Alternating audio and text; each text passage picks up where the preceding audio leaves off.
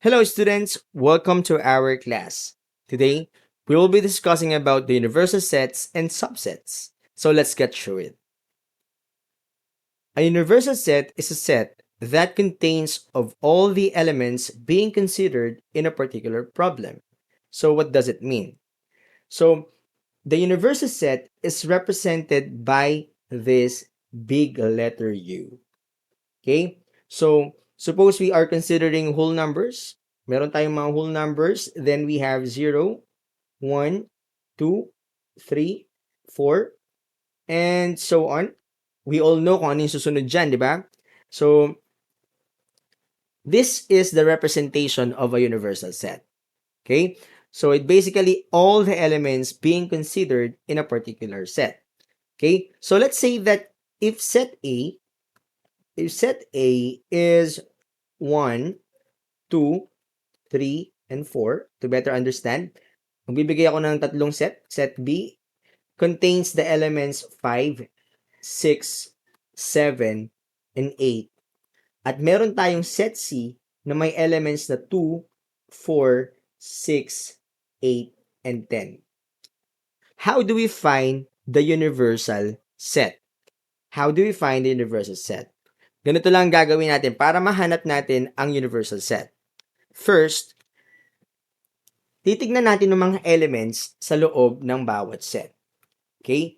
We will make sure na walang mauulit na elements. We are going to do is, ililist down natin lahat na nakikita nating elements sa tatlong set. Sa set A, meron tayong 1 na nakita. Okay? So, ilalagay ko yung 1 dito. Also, the next one is 2. Since may 2 dito sa set A at may 2 rin dito, we will consider, or we will write it as 1. The second elements. The third element is 3. So, lagyan natin si 3 dito. We also have 4 in set A and set B. Lagyan natin ng 4. We have 5 as well. 6. Dalawa yung 6. Make sure natin na walang mauulit, no? 7 at walang matitira. 8. May 8 sa set B. May 8 din sa set C. And finally, we have 10. Okay? So, since wala naman natira sa mga elements ng bawat set at naisulat natin lahat sa universal set, then this is our universal set. It basically contains all the elements of the given sets. Okay? So, I hope it is clear. Now, let's talk about subsets. Set A is said to be a subset of set B if every element of A is also an element of B. So, paano ba natin ito ni-represent? So, we can write it as A, and then we will be using this symbol, then this set B. So, paano basahin to? A is a subset of B, or pwede rin naman A contained in B. There are two types of subsets. What are those? The first type is the proper subset. Set A is said to be a subset of set B if every element of A is also an element of B and contains at least one element which is not in A. Mas marirealize natin to kapag nagbigay tayo ng example. So, we have set A contains the elements 1, 2, and 3. And we will list down the possible proper subset of the given set. So, what are the proper subsets of a given? Okay, first, we will list down the element 1. Okay, at may ganyang subset. Also, we have 2. Don't forget the curly bracket. 3. The combination of 1 and 2 is also the proper subset of set A. The combination of 1 and 3. Also, we have 2 and 3.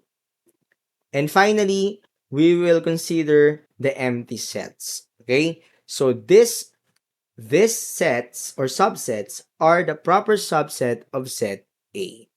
Kung titignan nyo, lahat ng elements na nasa loob ng bawat sets or subset ay pasok dun sa A. Kaya they are proper subsets. Okay, let's dig deeper. For example, we have set 1. We all know that subset 1 is a proper subset of set A. Okay? So, we all know this is true kasi nilista na natin yung mga proper subset kanina. Okay? So, what about subset 4? Okay? Is that a proper subset of set A? No, it's not. No, ito ay hindi proper subset ng set A. Why? Because A contains only the elements 1, 2, and 3 at wala kang makikitang elements na 4 dyan. So this is not a proper subset of set A. What about 3? Only 3. Element 3. Is that a proper subset of set A? No, it's not as well. 3 or element 3 is not a proper subset of set A because 3 is just an element. Okay? Ito ay element lang, hindi siya subset. Kapag sinabing subset, dapat may curly bracket siya. Okay? So, we have to take note that empty set is always a proper subset of any set, ha? Okay? Kasi meron siyang at least one element. So, let's proceed to the next part. Improper subsets. Improper subset, set A is said to be a subset or improper subset of set B if all the elements of A is also the elements of B or simply they are equal sets. So, ganun pa rin yung given natin. For example, we have set A contains the elements of 1, 2, and 3. And the improper subset would be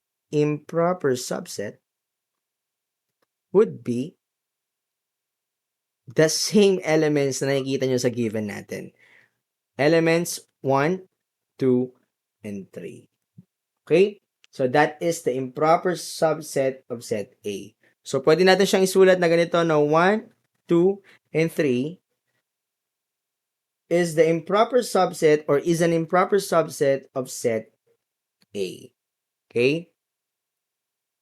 Dahil lahat ng elements in A ay nakikita nyo po sa 1, 2, and 3.